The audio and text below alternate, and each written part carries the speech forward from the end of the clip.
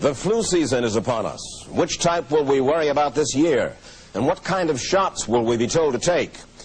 Remember the swine flu scare of 1976? That was the year the U.S. government told us all that swine flu could turn out to be a killer that could spread across the nation. And Washington decided that every man, woman, and child in the nation should get a shot to prevent a nationwide outbreak, a pandemic. Well, 46 million of us obediently took the shot. And now 4,000 Americans are claiming damages from Uncle Sam amounting to $3.5 billion because of what happened when they took that shot. By far the greatest number of the claims, 2/3 of them, are for neurological damage or even death, allegedly triggered by the flu shot. We pick up the story back in 1976 when the threat posed by the swine flu virus seemed very real indeed. This virus was the cause of a pandemic in 1918 and 1919 that resulted in over 500,000 deaths in the United States, as well as 20 million deaths around the world. See how easy it is to... Thus, the U.S. government's publicity machine was cranked into action to urge all America to protect itself against the swine flu menace. Influenza is serious business. During major flu epidemics, millions of people are sick and thousands die. Well, this year you can get protection. The vaccines are safe, easy to take, and they can protect you against flu. So roll up your sleeve. Protect yourself. One of those who did roll up her sleeve was Judy Roberts. She was perfectly healthy, an active woman, when in November of 1976, she took her shot. 2 weeks later, she says, she began to feel a numbness starting up her legs. I joked about it at that time. I said I'll be numb to the knees by Friday if this keeps up. By the following week, I was totally paralyzed. So completely paralyzed, in fact, that they had to operate on her to enable her to breathe. And for 6 months, Judy Roberts was a quadriplegic. The diagnosis? A neurological disorder called Guillain-Barré syndrome, GBS for short. These neurological diseases are little understood. They affect people in different ways. As you can see in these home movies taken by a friend, Judy Roberts' paralysis confined her mostly to a wheelchair for over a year. But this disease can even kill. Indeed, there are 300 claims now pending from the families of GBS victims who died, allegedly as a result of the swine flu shot. In other GBS victims, the crippling effects diminish and all but disappear. But for Judy Roberts, progress back to good health has been painful and partial.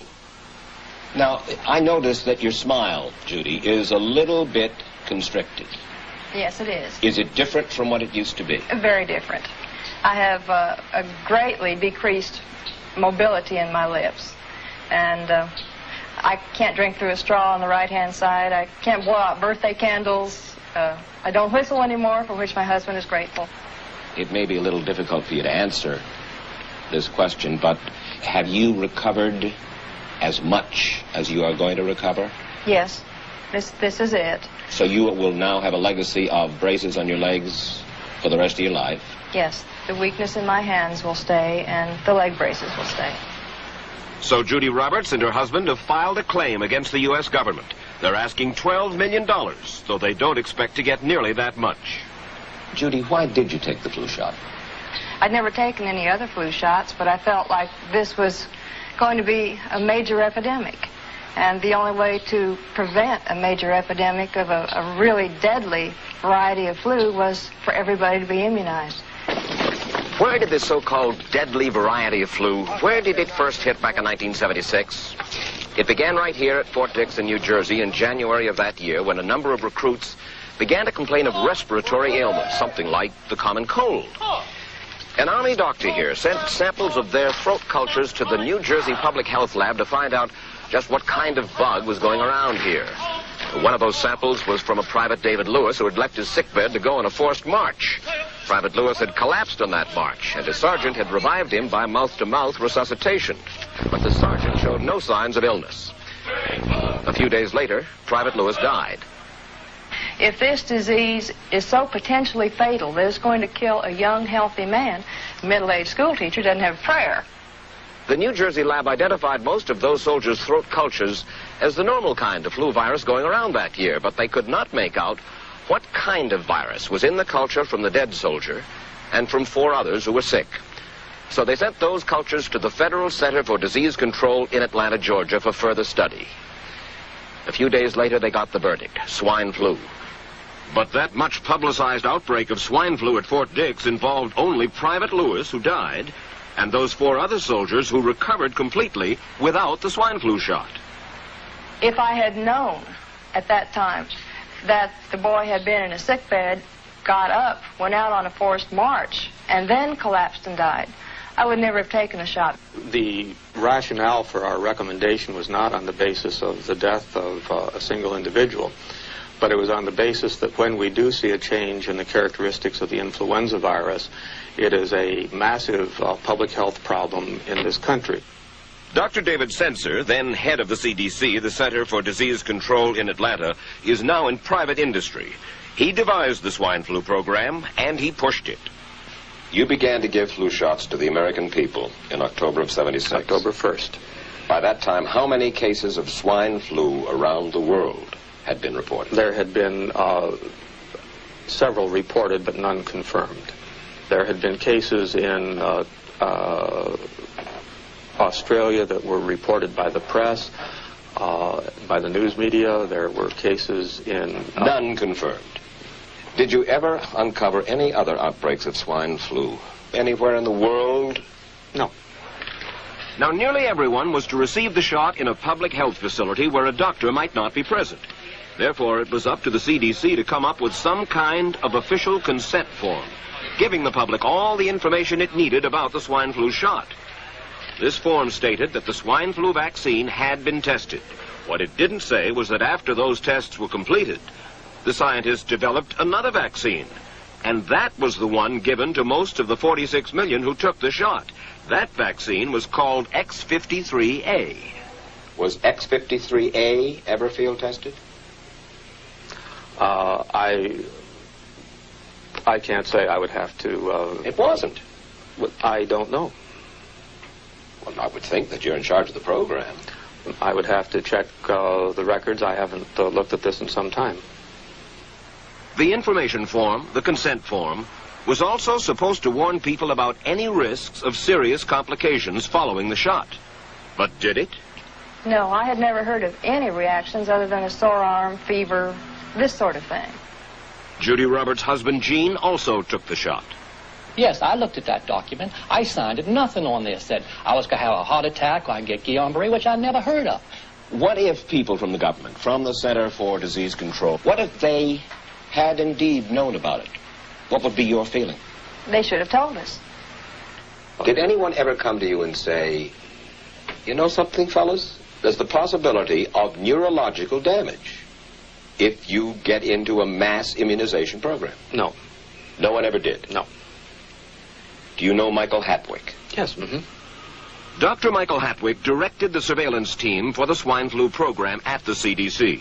His job was to find out what possible complications could arise from taking the shot and to report his findings to those in charge.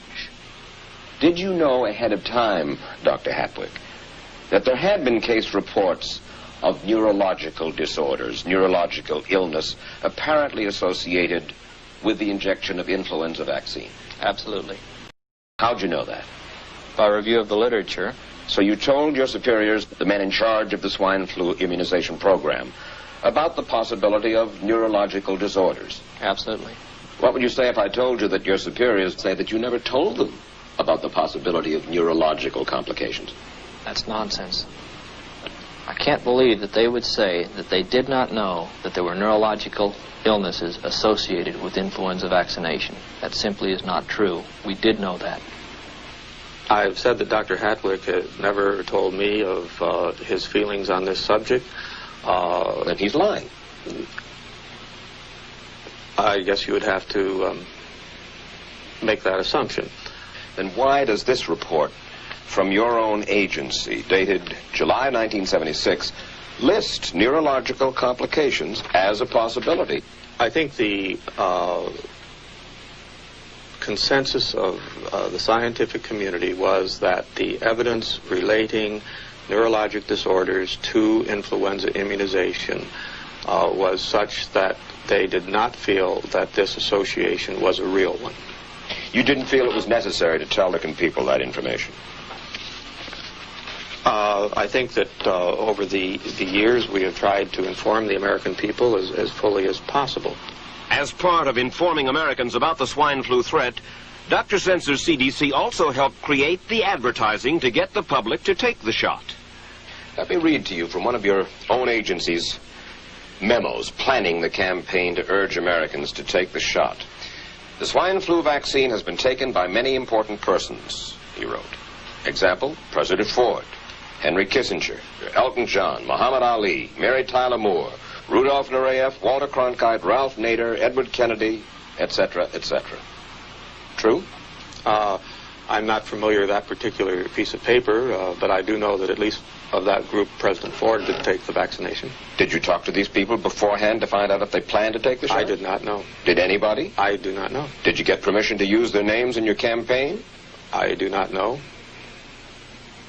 Mary, did you take a swine flu shot? No, I did not.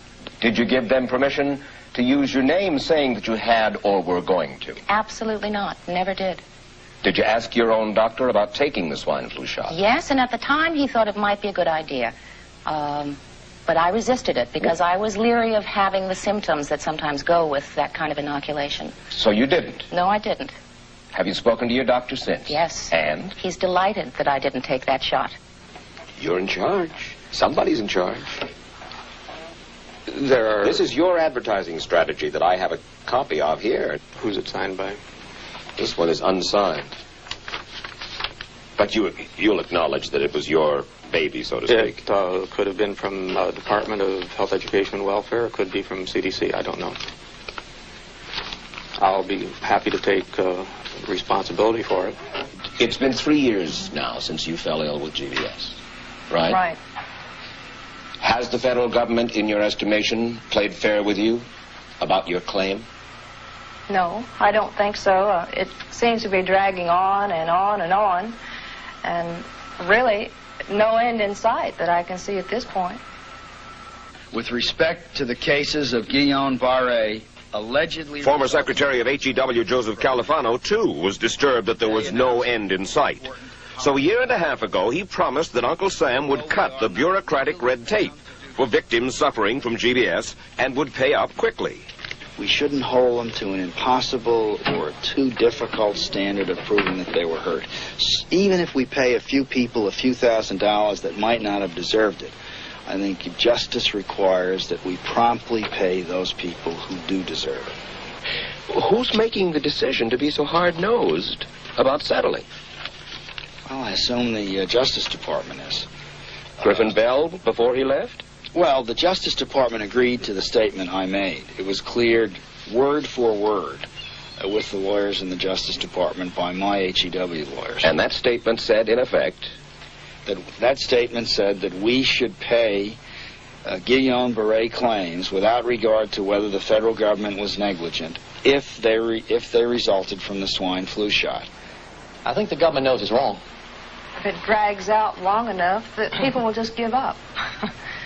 Let it go. I am a little more adamant in my thoughts than my wife is, because I told Judy to take the shot. She wasn't going to take it, and she never had shots. And I'm mad with my government because they knew the facts, but they didn't release those facts because if they had released them, the people wouldn't have taken. And they can come out tomorrow and tell me there's going to be an epidemic, and they can drop off like flies next to me. I will not take another shot that my government tells me to take. Meantime, Judy Roberts and some 4,000 others like her are still waiting for their day in court.